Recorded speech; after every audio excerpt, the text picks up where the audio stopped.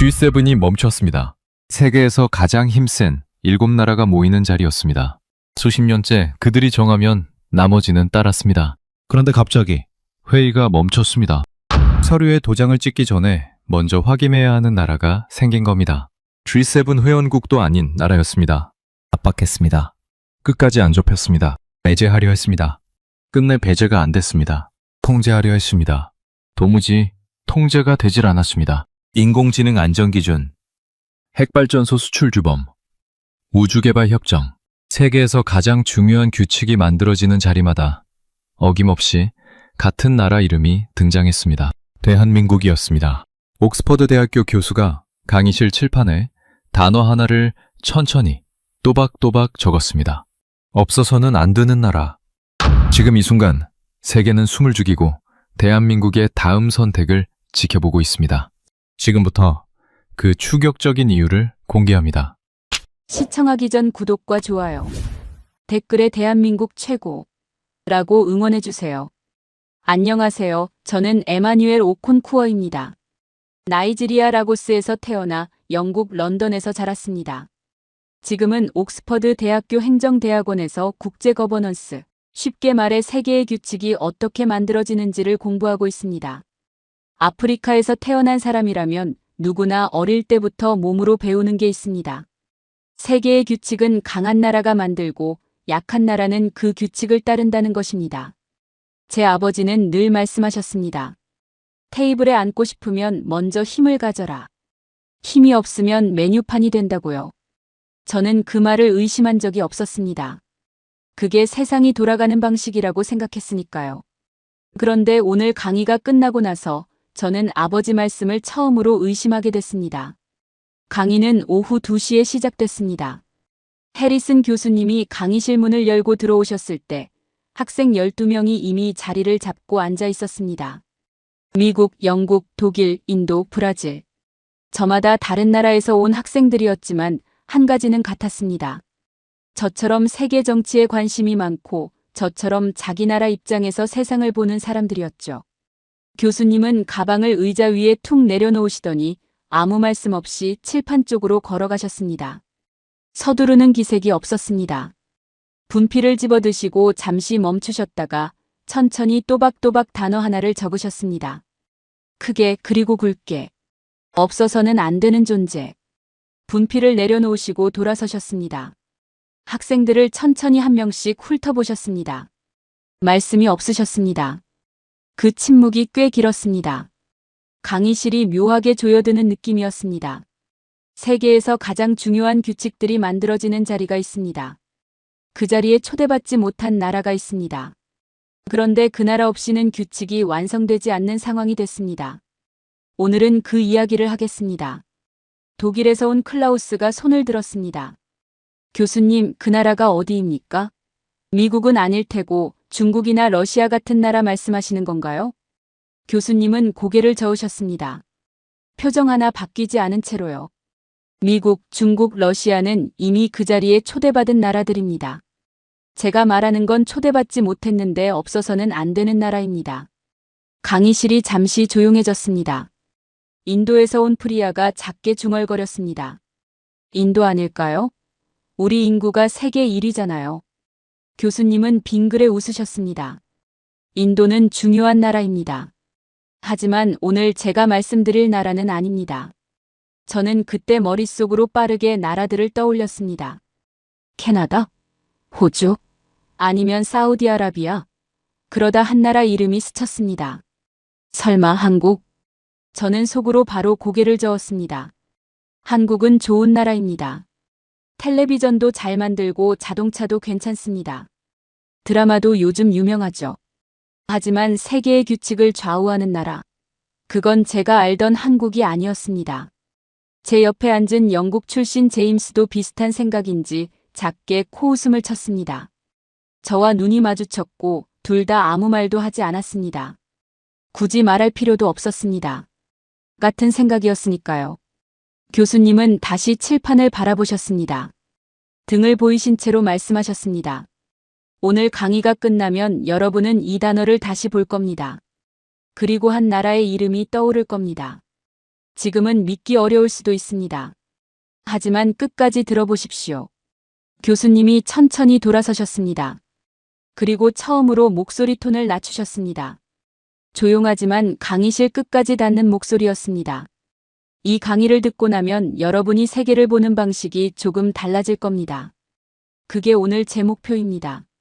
저는 펜을 들었습니다. 손이 저도 모르게 움직이기 시작했습니다. 강의가 시작됐습니다. 교수님은 강의 첫 번째 사례로 인공지능 안전 규범을 꺼내셨습니다. 인공지능. 요즘 세계에서 가장 뜨거운 단어입니다. 컴퓨터가 스스로 생각하고 판단하는 기술입니다. 채팅 프로그램이 글을 써주고 그림을 그려주고 의사 대신 병을 진단하는 것들이 모두 여기서 나옵니다. 이 기술이 너무 빠르게 발전하다 보니 세계 각국 정부가 긴장하기 시작했습니다. 규칙 없이 내버려 두면 어디까지 갈지 아무도 모른다는 두려움이 퍼졌습니다. 그래서 2023년 가을, 영국이 먼저 나섰습니다. 세계 주요 나라 정상들과 기술기업 대표들을 한자리에 불러 모았습니다. 인공지능을 어떻게 안전하게 쓸 것인지, 어떤 규칙을 만들 것인지 논의하는 자리였습니다. 영국의 오래된 저택 블래칠리 파크에서 열린 이 회의에 미국, 유럽 주요 나라들, 일본, 중국까지 참석했습니다. 세계에서 기술력 있다는 나라들이 거의 다 모인 셈이었습니다. 그 회의에서 합의문이 나왔습니다. 인공지능의 위험성을 함께 인정하고 각국이 협력해서 안전기준을 만들어 나가자는 내용이었습니다. 28개 나라와 유럽연합이 서명했습니다. 교수님은 잠시 멈추셨습니다. 그리고 칠판 한쪽에 숫자 하나를 적으셨습니다. 2024. 그 옆에 도시 이름 하나를 더 적으셨습니다. 서울. 그러고는 분필을 내려놓으시고 학생들을 바라보셨습니다. 두 번째 회의 개최지입니다. 강의실이 술렁였습니다. 클라우스가 눈썹을 치켜 올렸습니다. 한국이요? 왜요? 제 옆에 앉아있던 제임스가 작게 코웃음을 쳤습니다. 삼성 핸드폰이나 만드는 나라 아닌가요? 인공지능 강국도 아닌데 거기서 무슨 회의를요? 교수님은 제임스 쪽으로 천천히 걸어오셨습니다. 강단에서 내려와 학생들 사이 통로로 들어오신 겁니다. 그리고 제임스 바로 앞에 서서 조용히 물으셨습니다. 지금 이 순간 세계 인공지능 서버를 돌리는 반도체, 그 반도체를 어디서 만듭니까? 제임스가 입을 열었다가 다물었습니다. 교수님은 다시 강단으로 돌아가시며 말씀을 이으셨습니다. 인공지능 기술을 개발하는 것과 그 기술이 실제로 작동하게 만드는 부품을 만드는 것은 전혀 다른 문제입니다. 미국이 아무리 좋은 인공지능 프로그램을 만들어도 그것을 돌리는 반도체가 없으면 아무 소용이 없습니다. 그리고 전 세계 인공지능 서버에 들어가는 메모리 반도체의 절반 이상이 한국 두 회사에서 나옵니다. 삼성전자와 SK하이닉스입니다. 이 두 회사가 공급을 멈추면 미국 실리콘밸리의 인공지능 회사들도 멈춥니다. 강의실이 조용해졌습니다. 교수님은 계속하셨습니다. 2024년 서울에서 열린 두 번째 인공지능 안전회의에는 미국, 영국, 유럽연합을 포함해 27개 나라가 참석했습니다. 회의에서 나온 합의문에는 인공지능 안전을 위해 각국이 지켜야 할 구체적인 행동 지침이 담겼습니다. 그 자리에서 한국은 의장국이었습니다. 규칙을 받아 적는 쪽이 아니라 회의를 이끄는 쪽이었습니다. 카를로스가 조심스럽게 손을 들었습니다. 하지만 그건 외교적 배려 아닌가요? 미국이 아시아 동맹국 체면을 세워준 거 아닙니까? 교수님은 고개를 저으셨습니다. 외교적 배려라면 더 작은 역할을 줬을 겁니다. 의장국은 회의 의제를 조율하고 합의 방향을 잡는 자리입니다. 그 자리를 맡기려면 그럴 만한 이유가 있어야 합니다. 인공지능 핵심 부품을 만드는 나라가 안전규범 논의에서 빠지면 그 규범은 현실과 동떨어집니다. 규칙을 쓰는 사람들이 그걸 모를 리 없습니다. 프리아가 손을 들었습니다. 그럼 한국이 반도체를 무기로 쓴 건가요? 교수님은 잠시 창밖을 바라보셨습니다. 옥스퍼드의 오래된 첨탑이 흐린 하늘 아래 서 있었습니다. 교수님은 다시 학생들 쪽으로 시선을 돌리셨습니다. 무기라는 표현은 정확하지 않습니다. 무기는 상대를 겨냥할 때 쓰는 말입니다. 한국이 한 건 다릅니다. 없으면 안 되는 자리를 조용히 만든 겁니다. 누군가를 위협한 게 아니라 빠지면 일이 안 되는 위치가 된 겁니다. 그 차이가 큽니다. 제임스는 그 말을 듣고 노트를 펼쳤습니다. 강의 시작 이후 처음이었습니다. 저는 그 모습을 보면서 생각했습니다. 규칙을 쓰는 나라보다 규칙을 작동시키는 나라. 화려하지 않지만 그 자리가 더 단단할 수 있겠다는 생각이 처음으로 들었습니다. 교수님은 자리로 돌아오시더니 강의 자료를 한 장 넘기셨습니다. 그리고 아무 말씀 없이 잠깐 그 페이지를 바라보셨습니다.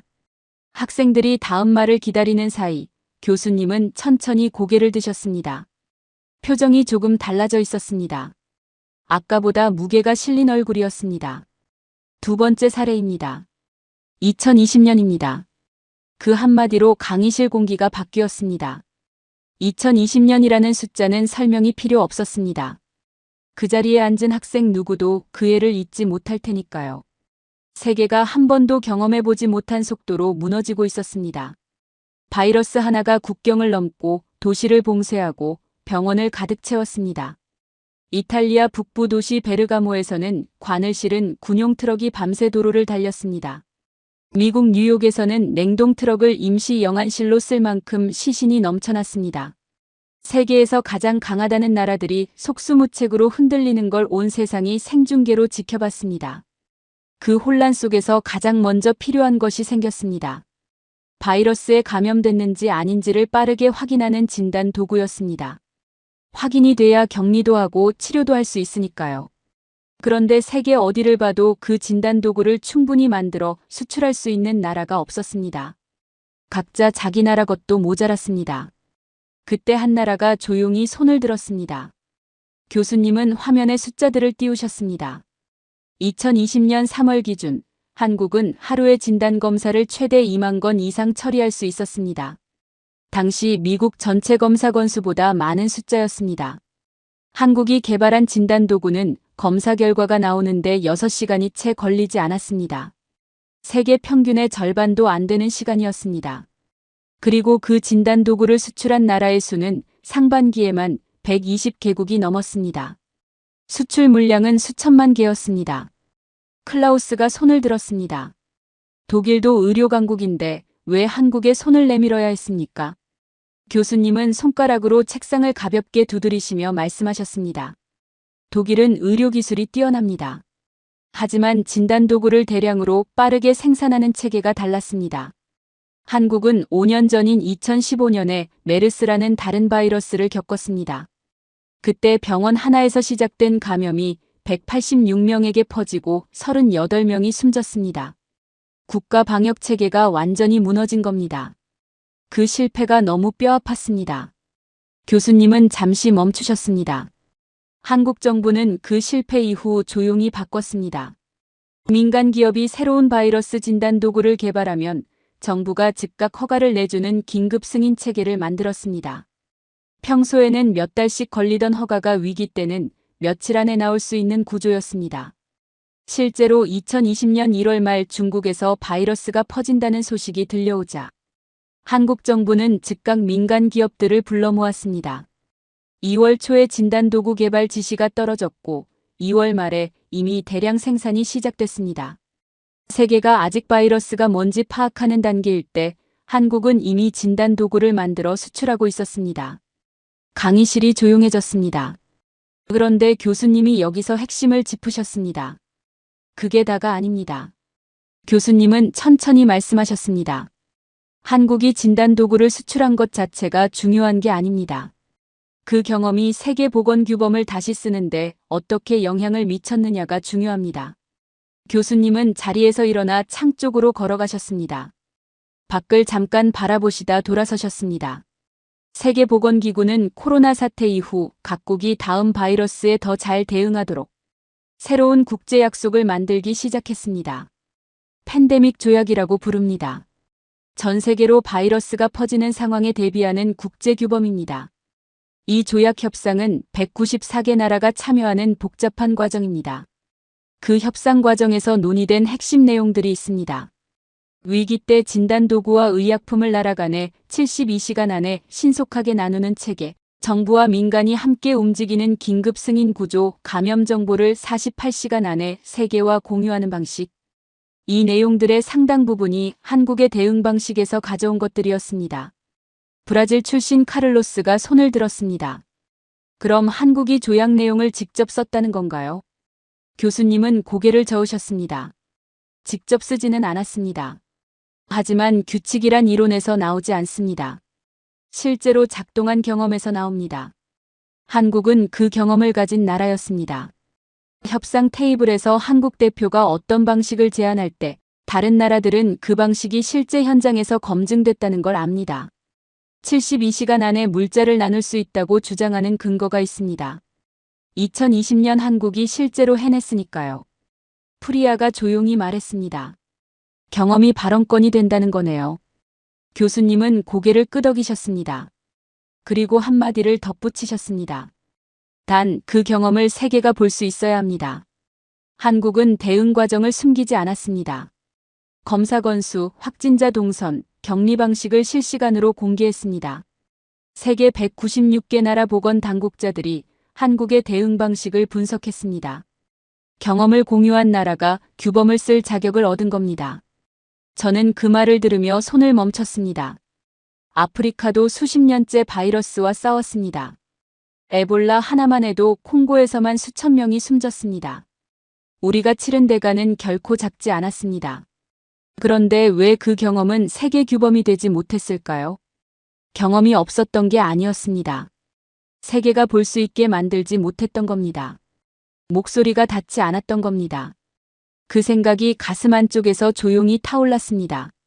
씁쓸한 동시에 처음으로 뭔가를 알 것 같은 느낌이기도 했습니다. 교수님은 강의 자료를 한 장 더 넘기시더니 잠시 멈추셨습니다. 그리고 학생들을 한번 둘러보신 뒤 말씀하셨습니다. 세 번째 사례입니다. 이번 건 조금 다릅니다. 규모가 다릅니다. 핵발전소입니다. 핵발전소는 원자의 힘으로 전기를 만드는 시설입니다. 석탄이나 가스를 태우는 것보다 훨씬 많은 전기를 만들 수 있고 연기가 나오지 않습니다. 기후 문제가 심각해진 요즘 전 세계가 다시 주목하고 있습니다. 그런데 이 핵발전소를 설계하고 지을 수 있는 나라가 전 세계에 몇 되지 않습니다. 기술이 워낙 복잡하고 안전 기준이 극도로 까다롭기 때문입니다. 역사적으로 핵발전소를 다른 나라에 수출할 수 있는 나라는 미국, 러시아, 프랑스, 이 세 나라였습니다. 한국은 오랫동안 그 명단에 없었습니다. 1970년대에야 핵기술을 처음 들여온 나라였으니까요. 교수님은 리모컨을 드시고 화면을 바꾸셨습니다. 아랍에미리트 사막 한가운데 우뚝 솟은 거대한 시설 사진이었습니다. 회색돔 형태의 건물 4개가 일렬로 늘어서 있었습니다. 규모가 어마어마했습니다. 뒤로 펼쳐진 사막과 대비되어 더욱 압도적으로 보였습니다. 바라카 핵발전소입니다. 아랍에미리트가 자국 역사상 처음으로 지은 핵발전소입니다.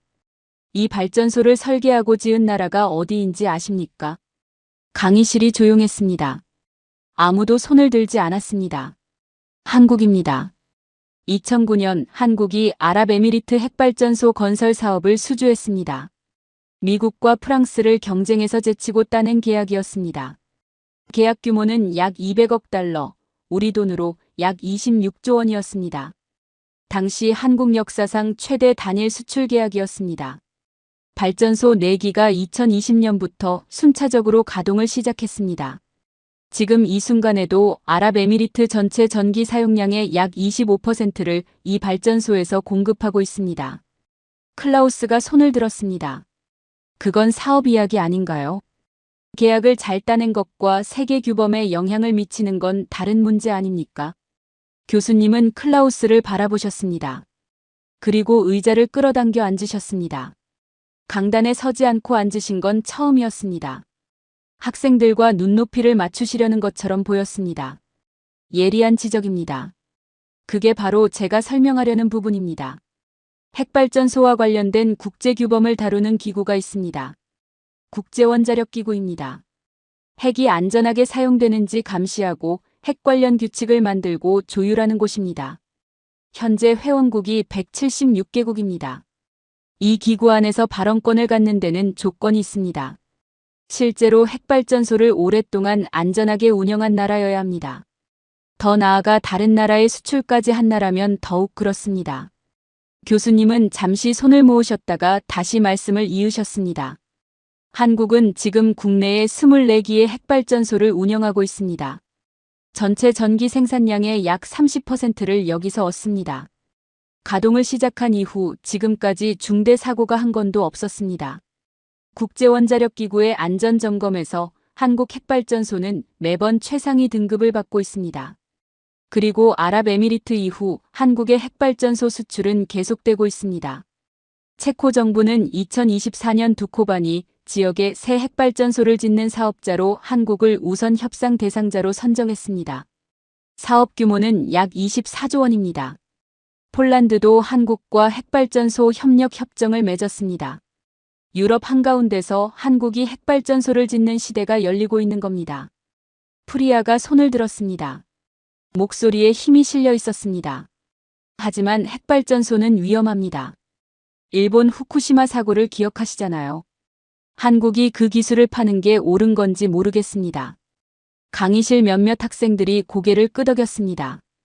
교수님은 흔들리지 않으셨습니다. 자리에서 일어나 다시 칠판 앞으로 걸어가셨습니다.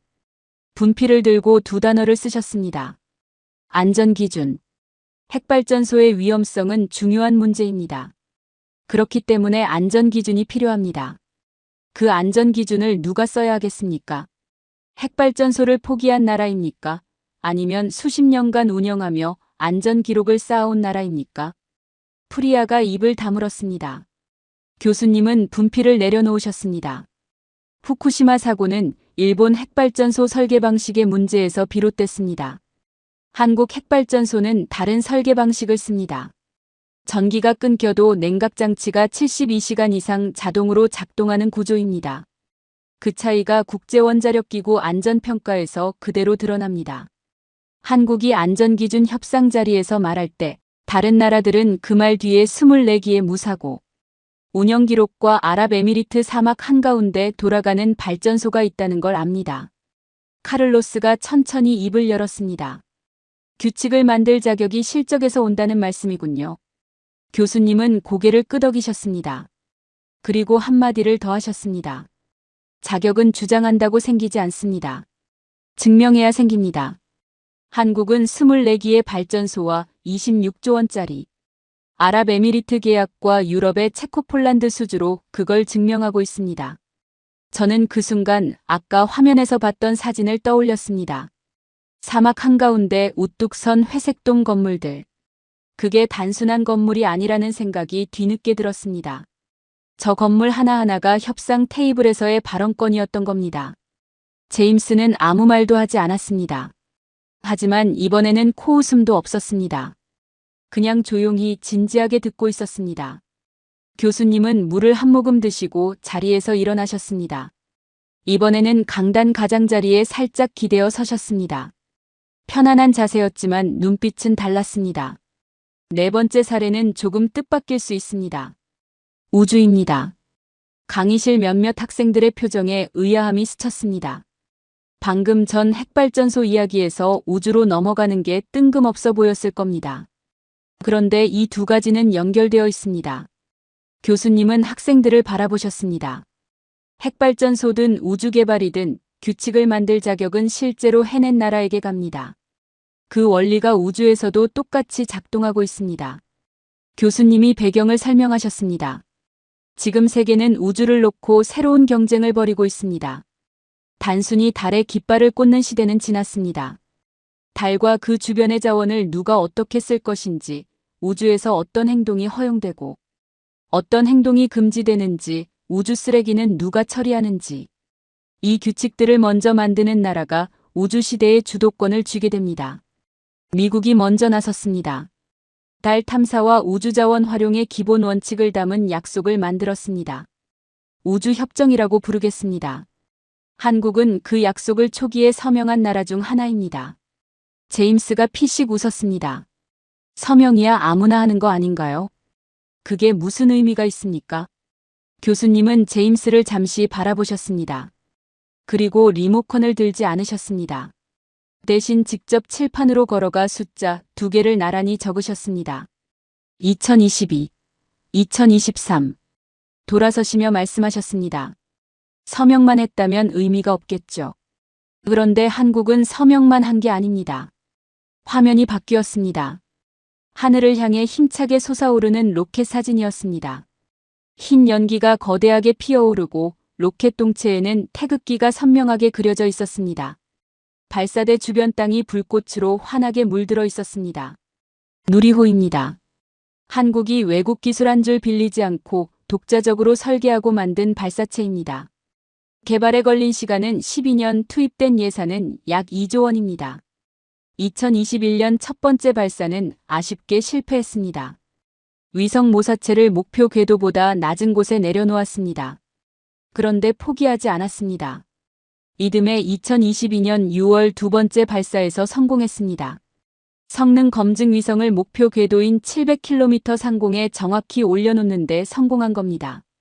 2023년 세 번째 발사에서는 실용 위성 8기를 동시에 궤도에 올렸습니다. 클라우스가 손을 들었습니다. 독자 발사체를 가진 나라가 그렇게 드문 건가요? 교수님은 천천히 손가락을 펴 보이셨습니다. 자기 기술로 위성을 우주 궤도에 올릴 수 있는 나라입니다. 미국, 러시아, 중국, 유럽 주요국들을 묶어서 하나로 치면 일본, 인도, 그리고 한국. 10손가락 안에 꼽힙니다. 1950년대까지 기초과학시설조차 변변치 않았던 나라가 그 명단에 들어간 겁니다. 강의실이 잠시 조용해졌습니다. 그때 제임스가 작게 중얼거렸습니다. 누리호가 뭔지 나도 오늘 처음 들었는데. 교수님이 그 말을 들으셨는지 제임스 쪽을 바라보셨습니다. 모른다는 것과 중요하지 않다는 것은 다릅니다. 짧은 한마디였는데 강의실이 묘하게 조여드는 느낌이었습니다. 교수님은 계속하셨습니다. 자기 로켓으로 우주에 나갈 수 있는 나라와 그렇지 못한 나라는 우주규범. 협상 테이블에서 앉는 자리가 다릅니다. 다른 나라 로켓을 빌려 타야 하는 나라는 로켓을 가진 나라의 허락이 필요합니다. 그 의존이 협상장에서 고스란히 드러납니다. 교수님은 화면을 다시 바꾸셨습니다. 이번에는 달 주위를 도는 탐사선 그림이었습니다. 다누리입니다. 한국 최초의 달 탐사선입니다. 2022년 8월 발사됐고 같은 해 12월 달 궤도에 진입하는 데 성공했습니다. 달 표면에서 약 100km 상공을 돌면서 지금도 탐사 자료를 보내오고 있습니다. 다누리에는 카메라 6개와 자기장 측정 장비가 실려 있습니다. 그중 하나는 미국 항공우주국과 공동 개발한 장비입니다. 세계 최강 우주기관이 한국과 함께 장비를 만들었다는 뜻입니다. 프리아가 손을 들었습니다.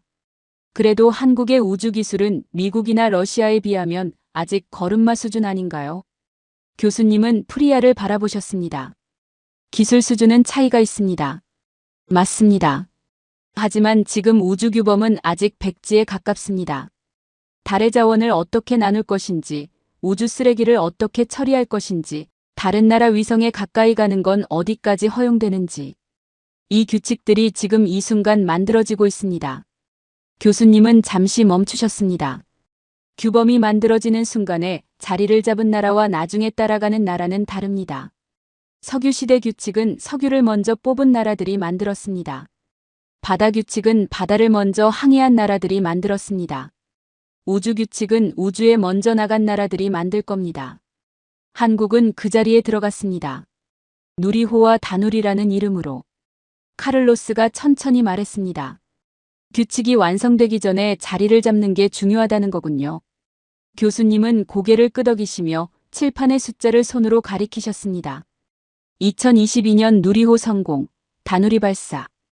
2023년 누리호 세 번째 발사 성공, 위성 8기 동시 궤도 진입. 한국은 지금도 멈추지 않고 있습니다.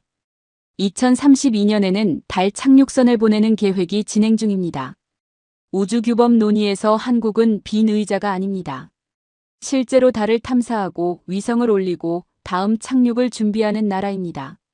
그 차이는 생각보다 훨씬 큽니다. 저는 그 말을 들으며 창밖을 바라봤습니다. 옥스퍼드의 흐린 하늘이 보였습니다. 저 위 어딘가 달 궤도를 돌고 있을 다누리가 떠올랐습니다. 12년을 투자하고 2번의 실패를 겪고 그래도 포기하지 않아서 결국 저 높은 곳에 닿은 기계. 한국이 딱 그랬습니다. 제임스는 팔짱을 풀고 앞으로 몸을 기울이고 있었습니다. 강의실에 들어온 이후 처음 보는 자세였습니다. 교수님은 강단으로 돌아오시더니 서류 한 장을 꺼내 잠깐 들여다보셨습니다. 그리고 내려놓으시며 말씀하셨습니다. 5번째 사례입니다. 이번엔 눈에 잘 보이지 않는 전쟁입니다. 디지털 무역입니다. 낯설게 들릴 수 있습니다. 쉽게 설명드리겠습니다. 옛날 무역은 배에 물건을 싣고 바다를 건너는 것이었습니다. 그런데 요즘은 다릅니다. 인터넷을 통해 영화를 팔고 프로그램을 팔고 기업의 정보를 국경 너머로 주고받는 것 모두가 무역입니다. 이 디지털 무역의 규모가 얼마나 되는지 아십니까? 교수님은 화면에 숫자를 띄우셨습니다. 2022년 기준 전 세계 디지털 서비스 무역 규모는 약 4조 달러입니다. 우리 돈으로 5천조 원이 넘습니다. 그리고 매년 10% 이상씩 커지고 있습니다. 전통적인 물건 무역 성장률의 3배가 넘는 속도입니다. 이 거대한 시장의 규칙이 아직 제대로 정해지지 않았습니다. 교수님은 칠판에 2개의 화살표를 그리셨습니다. 서로 반대 방향을 가리키는 화살표였습니다. 한쪽에는 미국, 다른 쪽에는 중국이라고 쓰셨습니다. 디지털 무역을 둘러싼 가장 큰 싸움이 여기서 벌어지고 있습니다. 미국은 인터넷은 국경 없이 자유롭게 흘러야 한다고 주장합니다. 기업의 데이터가 어느 나라에서도 자유롭게 오가야 한다는 겁니다. 구글, 아마존, 메타 같은 자국 회사들이 전 세계 어디서나 서비스를 팔 수 있어야 하기 때문입니다. 이 세 회사만 합쳐도 시가총액이 우리 돈으로 약 5천조 원이 넘습니다. 중국은 정반대입니다. 자국 안에서 만들어진 데이터는 자국 서버에 보관해야 하고 외국 기업이 자국 시장에서 마음대로 활동하게 놔둘 수 없다고 합니다. 실제로 중국은 구글, 유튜브, 페이스북을 모두 차단하고 있습니다. 그 자리를 바이두, 위챗, 알리바바 같은 자국 기업이 채웠습니다. 이 두 방향이 충돌하면서 세계는 조용히 갈라지고 있습니다. 클라우스가 손을 들었습니다. 그럼 다른 나라들은 미국 편이냐, 중국 편이냐를 선택해야 하는 건가요? 교수님은 고개를 끄덕이셨습니다. 대부분은 그렇습니다. 실제로 그 선택을 강요받은 사례가 있습니다. 2020년 미국은 중국 통신 장비 회사 화웨이의 장비를 통신망에서 빼라고 동맹국들에게 요구했습니다. 영국은 결국 수용해서 화웨이 장비를 단계적으로 제거하기로 했습니다. 호주도 수용했습니다. 독일은 오랫동안 버티다가 결국 조건부 수용으로 방향을 틀었습니다. 교수님은 잠시 멈추시더니 두 화살표 사이 공간을 분필로 짚으셨습니다. 그런데 그 사이에 아슬아슬하게 서서 양쪽 모두와 협정을 유지하는 나라가 있습니다. 한국입니다. 숫자로 보여드리겠습니다. 한국의 최대 교역국은 중국입니다. 2023년 기준 한국의 대중국 수출은 전체 수출의 약 20%를 차지합니다. 금액으로는 약 1,500억 달러입니다. 동시에 한국은 미국과 2012년 자유무역 협정을 맺었습니다. 이 협정 이후 한미 교역량은 2배 가까이 늘었습니다.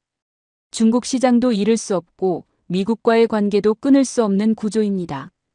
프리아가 눈을 가늘게 떴습니다. 그게 가능한 건가요? 미국과 중국이 정반대 방향을 가는데 양쪽 모두와 손잡는다는 게. 교수님은 프리아를 바라보시며 천천히 고개를 끄덕이셨습니다. 쉽지 않습니다. 실제로 한국은 그 사이에서 강한 압박을 여러 번 받았습니다. 구체적으로 말씀드리겠습니다. 교수님은 손가락을 하나씩 접으셨습니다. 첫 번째, 2016년 한국이 미국의 미사일 방어체계 사드를 배치하기로 결정했을 때 중국이 즉각 보복에 나섰습니다. 중국 관광객의 한국 방문을 막았습니다. 한국 기업들의 중국 내 영업에 압박을 가했습니다. 한국 경제가 입은 피해가 연간 약 15조 원에 달한다는 분석도 나왔습니다.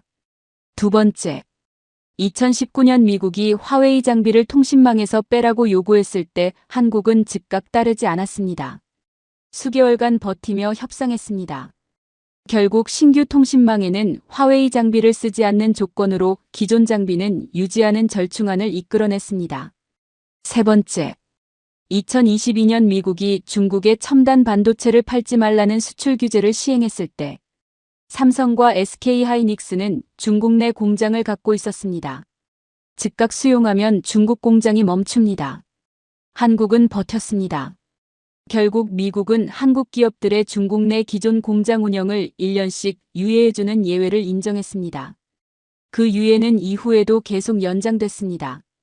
카를로스가 조심스럽게 말했습니다. 세 번 모두 버텼다는 건가요? 교수님은 고개를 끄덕이셨습니다. 완전히 버텼다는 게 아닙니다. 매번 손해가 있었습니다. 하지만 상대가 원하는 대로 완전히 수용하지 않았습니다. 자국 피해를 최소화하는 선에서 협상을 마쳤습니다. 그리고 그 과정이 반복되면서 미국도 중국도 학습했습니다. 한국은 쉽게 안 접힌다는 것을. 제임스가 천천히 입을 열었습니다.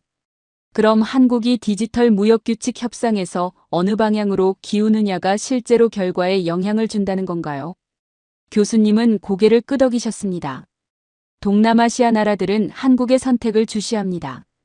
베트남, 인도네시아, 태국 같은 나라들은 한국과 교역 규모가 크고 한국 기업들이 현지에 공장을 두고 있습니다. 한국이 어떤 방식을 받아들이면 그 방식이 지역 전체로 퍼질 가능성이 높습니다. 그래서 미국도 중국도 한국을 강요보다 설득하려 합니다. 강요했다가 한국이 반대편으로 가버리면 연쇄적으로 더 큰 손해이기 때문입니다. 강의실이 조용해졌습니다.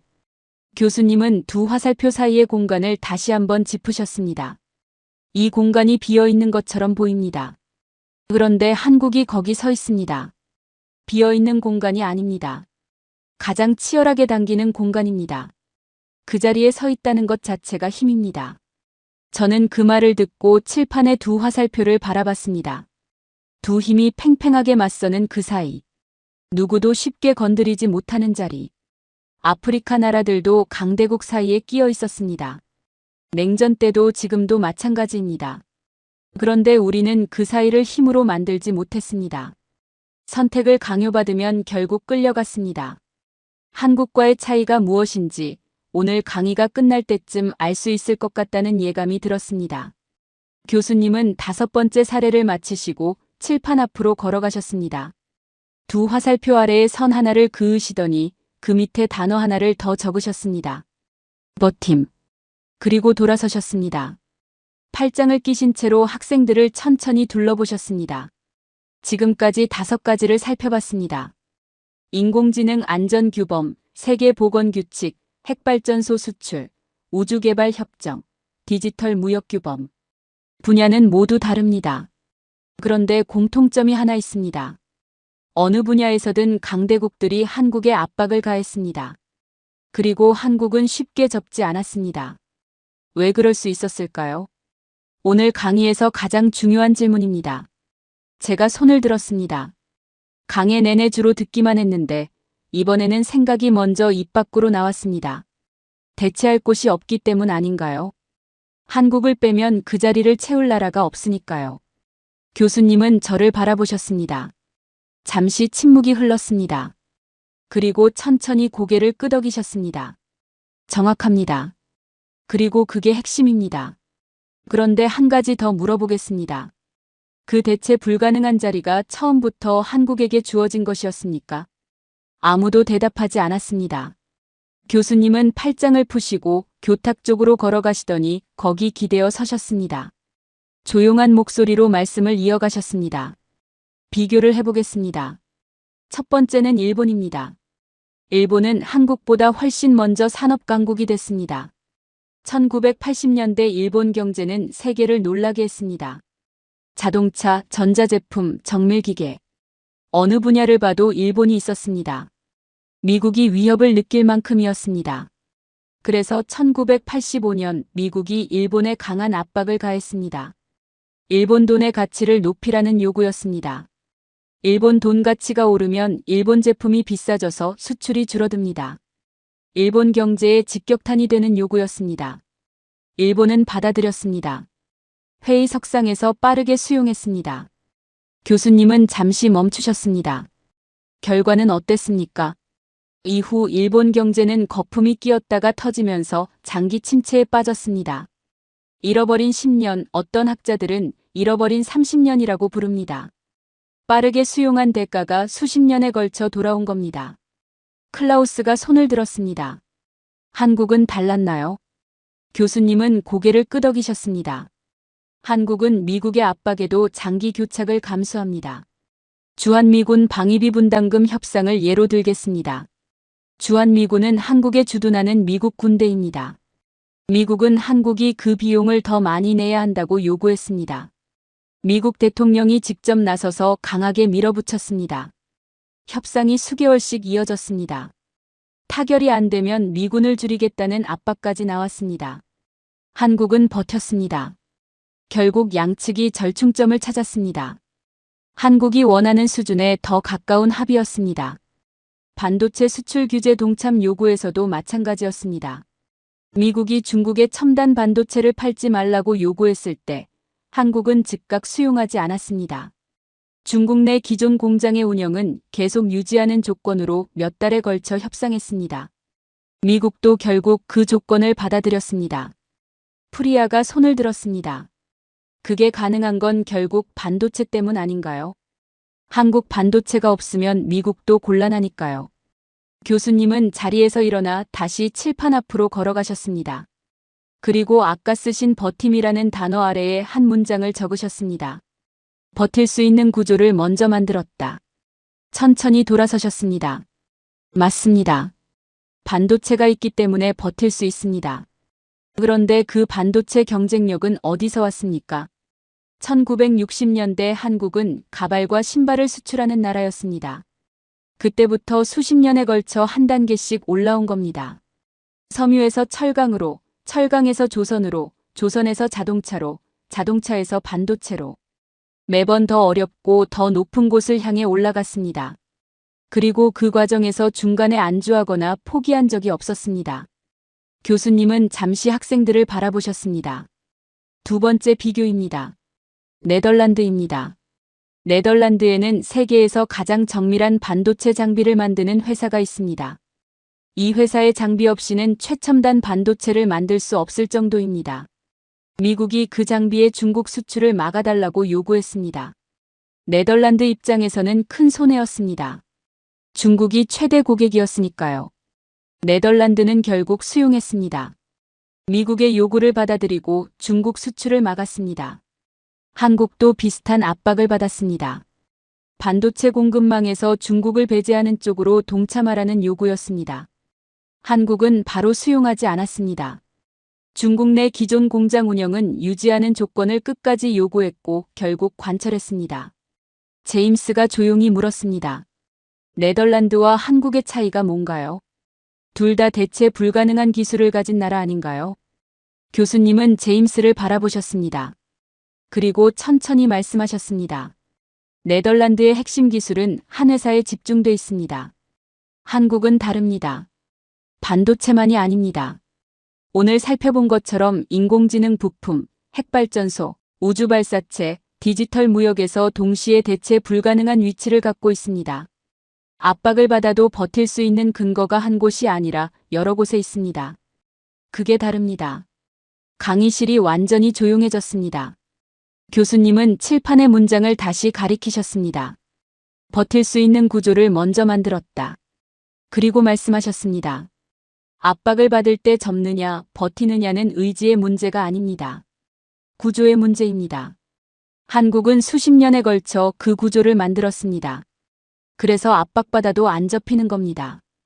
아무도 반박하지 않았습니다. 저는 그 순간 아버지의 말씀이 다시 떠올랐습니다. 힘이 없으면 메뉴판이 된다. 맞는 말입니다. 그런데 오늘 배운 건 그 다음 이야기였습니다. 힘은 한 번에 생기지 않는다. 구조를 먼저 만들어야 한다. 한국은 그걸 알고 있었습니다. 교수님은 칠판을 지우지 않으셨습니다. 없어서는 안 되는 존재. 버팀. 버틸 수 있는 구조를 먼저 만들었다. 강의 내내 하나씩 쌓인 단어들이 칠판에 그대로 남아 있었습니다. 교수님은 그 앞에 서서 잠시 아무 말씀도 하지 않으셨습니다. 강의실이 조용했습니다. 누군가 기침 한 번 하지 않았습니다. 오늘 강의를 정리하겠습니다. 교수님은 손가락을 하나씩 접으시며 말씀하셨습니다. 인공지능 안전규범. 핵심 부품인 반도체를 만드는 나라가 한국이었습니다. 그 자리에 없으면 규범이 현실과 동떨어집니다. 세계보건규칙. 실제로 작동한 경험을 가진 나라가 한국이었습니다. 그 경험이 규범의 언어가 됐습니다. 핵발전소 수출. 수십 년간 안전하게 운영한 기록이 국제원자력규범협상에서 발언권이 됐습니다. 우주개발협정. 독자 발사체를 가진 나라만 앉을 수 있는 자리에 한국이 들어갔습니다. 디지털 무역규범. 미국과 중국 사이에서 어느 쪽에도 완전히 쏠리지 않으며 양쪽 모두에게 없어서는 안 되는 존재가 됐습니다. 교수님은 손가락을 다 접으시고 주먹을 가볍게 쥐셨습니다. 이 5가지는 분야가 모두 다릅니다. 그런데 하나의 패턴이 있습니다. 어느 분야를 봐도 한국은 처음부터 초대받지 않았습니다. 그런데 어느 순간 그 자리에 없으면 규칙이 완성되지 않는 상황이 됐습니다. 어떻게 그게 가능했을까요? 교수님은 칠판을 등지고 학생들을 바라보셨습니다. 한 번도 정면으로 도전하지 않았습니다. 기존 규칙을 뒤집으려 하지 않았습니다. 대신 기존 규칙 안에서 움직이면서 그 규칙이 작동하는 데 없어서는 안 되는 위치를 조용히 만들었습니다. 규칙을 따르는 것처럼 보이면서 규칙이 자기를 필요로 하게 만든 겁니다. 클라우스가 천천히 입을 열었습니다. 그게 수십 년 걸린 건가요? 교수님은 고개를 끄덕이셨습니다. 어느 것 하나도 단기간에 이루어지지 않았습니다. 반도체 기술은 수십 년의 투자가 필요했습니다. 핵발전소 운영 기록은 수십 년의 안전관리가 쌓인 결과입니다. 코로나 대응 체계는 2015년 실패에서 배운 뒤 다시 쌓아 올린 겁니다. 누리호는 수없는 실패 끝에 2022년에야 성공했습니다. 단기 성과를 좇았다면 이 중 어느 것도 이루지 못했을 겁니다. 프리아가 조용히 물었습니다. 교수님, 한국이 이 위치를 앞으로도 유지할 수 있을까요? 교수님은 잠시 창밖을 바라보셨습니다. 옥스퍼드의 오래된 첨탑들이 흐린 하늘 아래 묵묵히 서 있었습니다. 교수님은 다시 학생들 쪽으로 돌아오셨습니다. 도전은 항상 있을 겁니다. 중국도 올라오고 다른 나라들도 따라잡으려 할 겁니다. 하지만 한국이 구축한 위치들은 쉽게 대체되지 않습니다. 기술, 경험, 신뢰. 이 3가지가 함께 쌓인 자리들이기 때문입니다. 기술은 따라잡을 수 있습니다. 하지만 경험과 신뢰는 시간이 필요합니다. 한국은 그 시간을 이미 앞서 쌓았습니다. 제임스가 손을 들었습니다. 강해 내내 가장 많이 반박하던 그였습니다. 교수님, 솔직히 강해 시작할 때는 한국이 이 정도 위치에 있다고 생각하지 못했습니다. 삼성 핸드폰이나 만드는 나라라고 했는데 그게 틀린 말이었네요. 교수님은 제임스를 바라보시며 말씀하셨습니다. 틀린 게 아닙니다. 몰랐던 겁니다. 그리고 그 차이가 중요합니다. 세계 많은 사람들이 한국을 그렇게 봅니다. 드라마와 음악이 먼저 떠오르고 반도체나 핵발전소나 우주 발사체는 잘 모릅니다. 그런데 한국은 사람들이 알아봐 주기를 기다리지 않았습니다. 조용히 자리를 만들었습니다. 세상이 알아채기 전에 이미 없어서는 안 되는 위치를 잡았습니다. 강의실이 고요했습니다. 교수님은 마지막으로 칠판을 바라보셨습니다. 그리고 처음에 쓰신 그 단어 앞에 서셨습니다. 없어서는 안 되는 존재. 국제사회에서 힘은 크기에서만 오지 않습니다. 대체 불가능함에서 옵니다. 누가 없으면 일이 안 되느냐. 그게 진짜 영향력의 본질입니다. 한국은 강한 나라가 아닙니다. 하지만 빼낼 수 없는 나라가 됐습니다. 그리고 그게 강함보다 오래갑니다. 교수님은 가방을 들고 강의실을 나가셨습니다. 학생들이 하나둘 자리에서 일어났습니다. 아무도 서두르지 않았습니다. 제임스가 저 옆을 지나가다 멈췄습니다. 삼성 핸드폰이나 만드는 나라라고 했는데 미안하게 됐네. 저는 웃었습니다. 저도 강의 시작할 때까지는 똑같이 생각했으니까요. 강의실을 나서니 옥스퍼드의 오래된 돌담 위로 저녁 햇살이 비스듬히 걸려 있었습니다. 찬바람이 불었지만 걸음이 무겁지 않았습니다. 걸으면서 아버지 말씀을 떠올렸습니다. 테이블에 앉고 싶으면 먼저 힘을 가져라. 힘이 없으면 메뉴판이 된다. 아버지 말씀이 틀리지 않았습니다. 그런데 오늘 배운 건 그 다음 이야기였습니다. 힘은 한 번에 생기지 않는다. 자리를 먼저 만들어야 한다. 대체할 수 없는 자리를 조용히 오랫동안. 한국은 그걸 알고 있었습니다. 그리고 해냈습니다. 세계는 이미 한국을 다시 계산하고 있습니다. 그 계산은 어제 시작된 게 아닙니다. 수십 년에 걸쳐 조용히 쌓아온 선택들이 지금 이 순간 그 결과를 보여주고 있는 겁니다. 그리고 그 결과는 아직 끝나지 않았습니다. 한국은 지금도 다음 자리를 만들고 있습니다.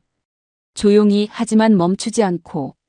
저는 발걸음을 멈추고 하늘을 올려다봤습니다. 달 궤도를 돌고 있을 한국의 탐사선이 떠올랐습니다. 저 높은 곳에서 아무도 모르게 조용히 자기 일을 하고 있는 그 기계처럼. 한국이 딱 그랬습니다. 저는 다시 걸었습니다. 오늘 강의는 오래 기억에 남을 것 같았습니다.